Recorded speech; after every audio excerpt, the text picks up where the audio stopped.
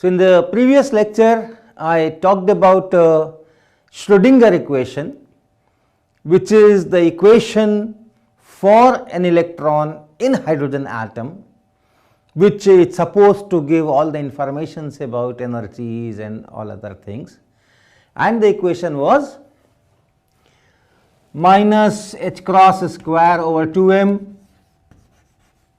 then this del square of psi plus potential energy function ur psi is equal to E psi.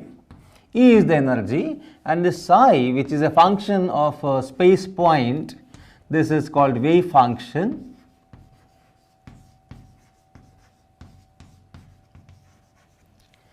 And I would like to tell more about what this wave function is. First of all, we are talking of electron, supposedly a particle having a proper mass, a proper position, a linear momentum, and so on. But for that electron also we have to find this wave function. As was the case with light, which sometimes displays wave property, sometimes displays particle properties. You saw that diffraction experiment. In certain directions the probability of light going is 0, in certain directions it is very high, and in other directions it is somewhere in between. So that is like a wave. And then you have other things, photoelectric effect and other things, where you have to think this in terms of photons. Similarly for electrons also. Electrons also have wave character and particle character. The wave character is used in varieties of electron microscopes and other things. Electrons can be diffracted and can give you those diffraction kind of structure, where in certain directions they go with larger intensity, in certain directions they do not go with larger intensity, or they do not go altogether zero intensity. At the same time, electrons are particles. When we detect electron, we detect one full electron. So electrons also have this dual character, and therefore together with energy and momentum, we also have to talk about that wave function, wave character. So that wave character is described in terms of this wave function, and not only the wave character, this wave function itself will describe the particle character also. Okay. So this wave function psi, which is a function of a space point, if you write this, what is called mod psi square. What is that mod? This function, this can be a complex function. Can be. If it is complex function involving the square root of minus 1, remember complex numbers, the numbers like some real number plus this is written as I, so IA plus IB, these kind of things, real number here, and then this is square root of minus 1 here. These kind of numbers are known as complex numbers. So this function can have this I in that, and then you write the complex conjugate A minus IB.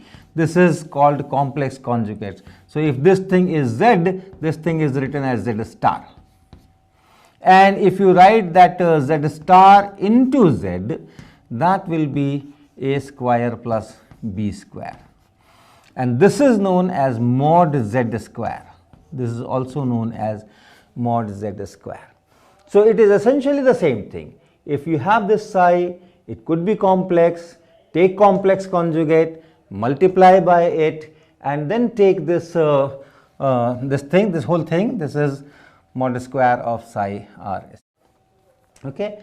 So if you have this quantity, then you can connect it to something which is physical, and that is, suppose here is that proton sitting at the origin and the electron can be somewhere, and you want to know that at this position r, let's say this is position vector r. So here I construct a small volume, and that small volume is, let us say, d tau. So you have a small volume d tau at this point, constructed at this point, and that point has position vector r.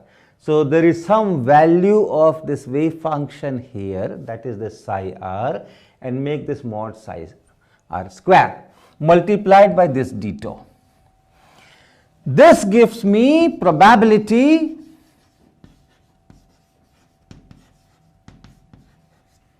of finding the electron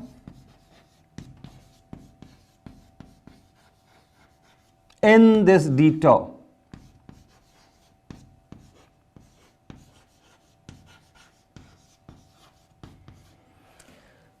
Okay, so this psi square, mod psi square d tau, this quantity gives me the probability of finding the electron here in this volume.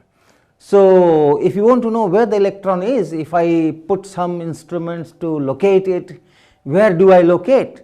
So you can locate it anywhere in this space, but with different probabilities. If at a certain point you do not have this wave function, finite value of wave function, suppose this is 0 at certain point, then there you said, okay, electron will not be found. But if this quantity is large at certain position, then you say that, okay, in that vicinity I have larger probability of finding the electron. So that's the meaning of this wave function. Okay. Now this wave function psi, this is a continuous function of xyz, right? It's a function and it's a continuous function. But then there are certain conditions on that. General conditions, not only for hydrogen atom, general conditions. And the first condition is, since it is representing some kind of probability, if the force is coming from from a finite region, the probability of finding that particle at infinity should be 0. If that force is confining the particle, then at infinity should be 0. So if I say that we have some axis and the force is coming from here, and then I write psi and this psi r, and the condition should be that as r tends to infinity, what is this r? This r and this r is related. This is the position vector r and this is the distance from the origin. Okay. So if as r tends to infinity, this psi should go to 0. So that is one, it should go to 0. You cannot have a finite probability of finding in the whole of the universe till infinity. Similarly, if I go for this psi r mod square d tau and integrate over all space, this gives me the total probability of finding the particle somewhere in the whole space. That must be 1. If it is not 1 but some finite quantity, I will just multiply my wave function by some constant. That doesn't change the character, the functional form remains the same. So if I put that constant here, I can always make it 1. But if this goes to infinity, then I cannot do that. So we say that this wave function should be square integrable. This is known as square integrable. That means if you do mod square and integrate, you get a finite quantity. If that finite quantity is 1, it is fine. Otherwise, we will just scale it. We will put some constant here and make it 1. But it should have finite value. It should not be infinity. So these are some of the things. Of course, psi must be continuous. So these are some conditions that this wave function has to follow. Continuous. But so these are some of the conditions that this wave function must follow, and it turns out that if you put any arbitrary values of this energy capital E, in general you may not get any functional form psi which satisfies the equation with these boundary conditions, right. Your equation is here. So suppose it is hydrogen atom, I am talking of hydrogen atom, and what do I mean here? When I am talking of electron in a hydrogen atom, that is here. That means this UR that I am writing is minus E square over 4 pi epsilon naught R. Once I write UR is equal to minus E square by 4 pi epsilon naught R, I am talking of hydrogen atom. If I am talking of something else, then this UR will be different. So suppose this is the equation, and suppose for this E, this capital E, suppose I write 1 electron volt, and okay, the equation is still there, and I ask that tell me what is the psi, what functional form psi I should put here, so that when I do all that second differentiation with respect to x, y, z, etc. Remember that this del square is del 2 del x square plus del 2 del y square and plus del 2 del z square. So if I do all those operations on this psi and write this equation, where are the what values, what functional forms of psi I can have? And the answer is that you cannot have any psi. You cannot have any psi if this E is 1 electron volt or 2 electron volt or 1.5 electron volt. So only for some specific energies, only for some specific values of E, you can find psi. So that's the first thing. And in this particular case, it turns out that those energies are given by minus Me4 divided by 2 into 4 pi epsilon naught square h cross square and 1 by n square here, where n is equal to 1, 2, 3 and so on, some positive integer. Only for these values of energy, you can write it En. Only for these values of energy there are some functional forms psi, and if you put anything else, then you do not have functional forms psi which satisfy the equation as well as these conditions on psi. So these are the allowed energy states according to the Schrödinger equation. And you remember, this is the same expression that we got from Bohr's circular orbit assumptions, and L is equal to NH cross the assumptions. So the Bohr's model gave me the same expression, and that is why the agreement was so good. Okay, the next question is, fine, let us put one of these energies here, and then what is psi? And I will give you the answers. Okay, I will not solve it, I will give you the answers. So let us start with n is equal to 1. That means the energy is minus 13.6 eV. So we put this energy here, what are the values of psi? And turns out that you have a psi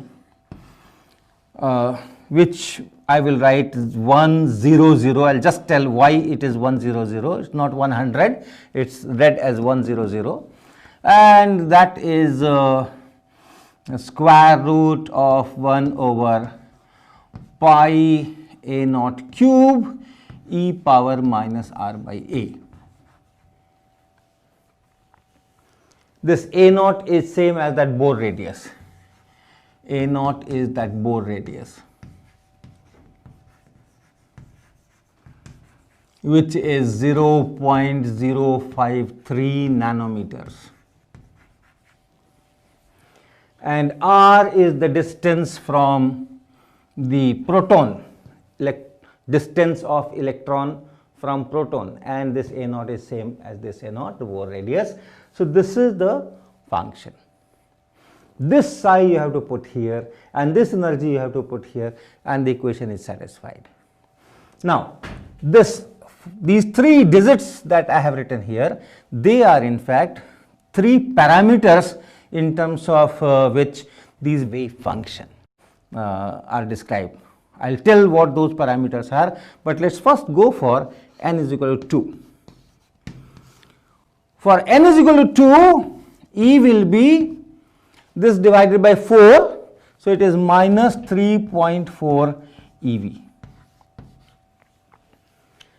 Anything between these two, if you put here, you do not get any solution, you do not get any functional form of psi. So the next energy available or allowed is this. And if this is the energy, then what is this psi? And it turns out that it's more than one functional forms which are possible. In fact, 4 of them are possible. And what are those 4s? There are some expressions which I will not write here, but there are 4 which we write 2. This is 2. We write 2, 0, 0. Then we write 2, 1, minus 1. Then we write 2, 1, 0. And we write 2. And then here 1 and here 1. So you have 4 different functional forms. There are 4 different functional forms, and with the same energy minus 3.4 eV here, they are solutions of this equations. So we have 4 allowed different independent of each other functional forms, all corresponding to the same energy minus 3.4 eV. And similarly, if you go for other energies n equal to 3, n equal to 4, those number of independent wave functions will keep on increasing. So what we write is this as psi n, L and ml. So these wave functions, the allowed wave functions which correspond to fixed energy, they can be written in terms of these 3 parameters n, L and ml. So the first digit here is n. This is n. N is equal to 1, n is equal to 2, then you will have n is equal to 3, and so on. And the second parameter, this is L. This L can go from, so n can be 1, 2, 3 and so on. So here n is 1, this is the energy, this is n equal to 2, this is the energy, n equal to 3, the energy will be minus 1.5 eV and so on. So that is n. So this n is, you can say it is related to, at least in this case, it is related to energy, at least in this case. And then this L can take value 0 and onwards 1, 2 depending on, and it should end at n minus 1.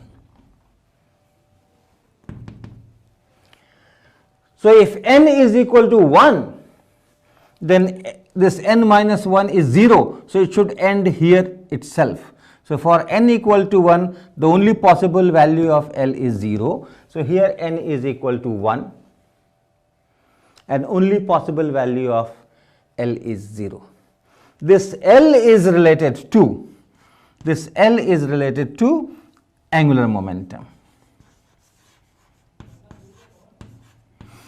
And in fact, we call it orbital angular momentum. Okay, don't go by the meaning of orbital. It is there's some orbit or so. Just take it as a name. Orbital angular momentum.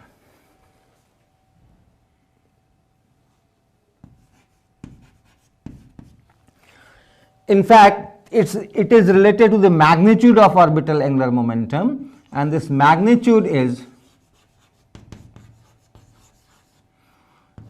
square root of L plus 1 times h cross. So that's the magnitude of angular momentum. And then this ml, third one, this ml, that should go from minus L in steps of 1, so minus L plus 1 and so on, and should end at plus L. And this is related to z component of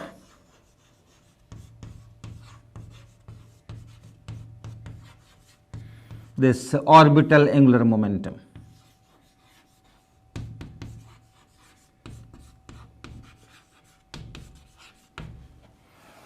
So physically you can relate this n, L, ml to these quantities, and the wave function is written, is a function, but that function will have somewhere this n or L or ml and so on. In this particular case, the function only depends on r.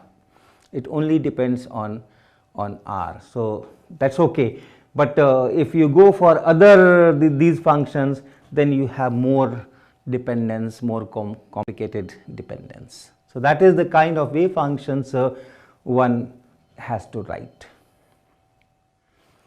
Okay, so we wrote about orbital angular momentum, and I specified that that word has to be there because there is another kind of angular momentum which electron possesses, and that angular momentum is not related to any motion of the electron. That's the best part of it. If something goes in some path, you calculate angular momentum r cross p. So if there is some linear momentum and the position vector r cross p is the angular momentum, that's fine. If there is no motion, no p and no angular momentum. But then for electrons and also for protons and neutrons, a very, very interesting thing, which again is a characteristic of quantum physics only, there is nothing like that in classical physics, that each electron has an intrinsic angular momentum, a built-in angular momentum. Even if it is not moving, the angular momentum is there. And if it is moving, then that extra angular momentum, because of the motion, that is this orbital angular momentum.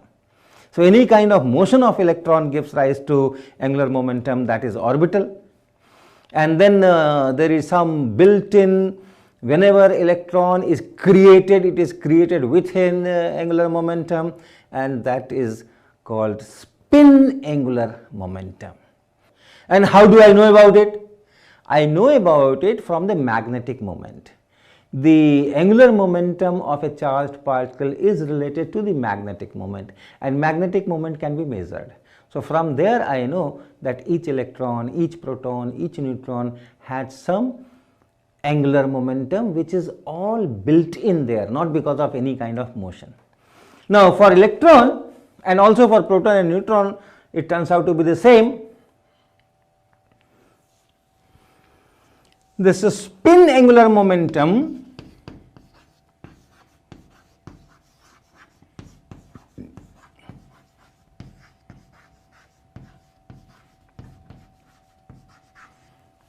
has a magnitude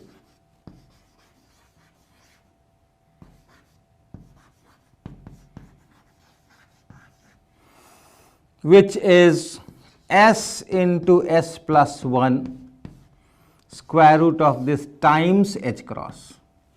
This is that magnitude. For orbital angular momentum, the magnitude is square root of L plus 1 h cross, and this L can take values. It can be 0 or it can be 1, it can be 2 and so on. It can have values depending on different conditions.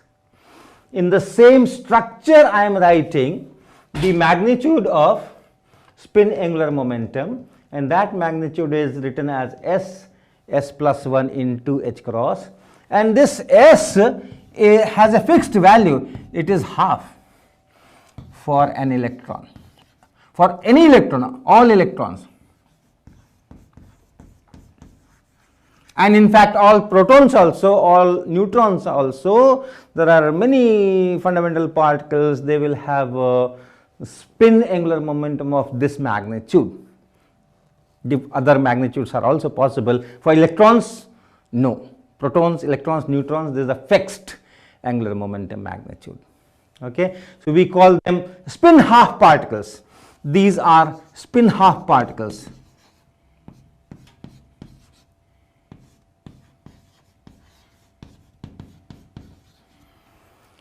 But if you measure the z component of a spin angular momentum, the z component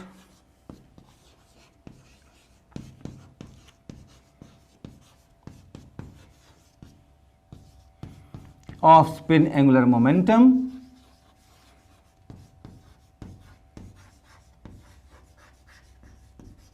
there are two possible values, and these two possible values, so I am talking of now Sz. So there are two possible values, and these two possible values are half h cross or minus half h cross. So these are the two possible values of Sz, that means possible values of z component of spin angular momentum. You can write this as ms h cross, where ms is minus half or plus half. Okay, so it's almost similar structure: orbital angular momentum, spin angular momentum. Orbital angular momentum is magnitude is given by this number L, which can take different integral values, but for spin angular momentum, this is given by S, and S has a fixed value 1 by 2. And then the magnitude has the same formation, mathematical formulation, square root of SS plus 1 into h cross, here square root of LL plus 1 into h cross. Z component is, okay, here the Z component of angular momentum, that also I could have written, that is Lz is equal to ml times h cross. Okay, the Z component of orbital angular momentum is ml times h cross, and that ml can take values minus L minus L2 plus L in steps of 1. Similarly here, this Z component of spin angular momentum, that is ms into h cross, this is Sz. So Lz is ml into h cross, Sz is ms into h cross. And just like this, ml can take values from minus L2 plus L in steps of 1, here this ms can take values from minus S2 plus S in steps of 1. So that will be minus half, 2 plus half in steps of 1, and that is minus half and plus half.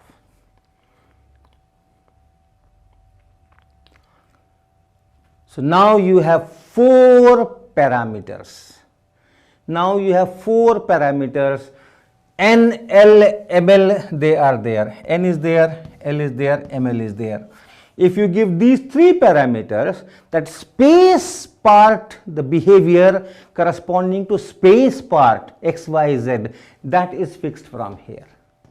And if you give this ms also, because S is anyway fixed, if you give ms also, then that spin part, behavior of that spin part, that is also fixed. So if I give all 4 of them, if I tell what is N, if I say what is L, if I say what is ML, and if I say what is MS. And all this is for fixed energy states, stationary states. So if I give these 4 parameters, the entire behavior of electron with that energy is can be obtained from here. So I will stop here today, and next lecture I will be talking of what is known as quantum states.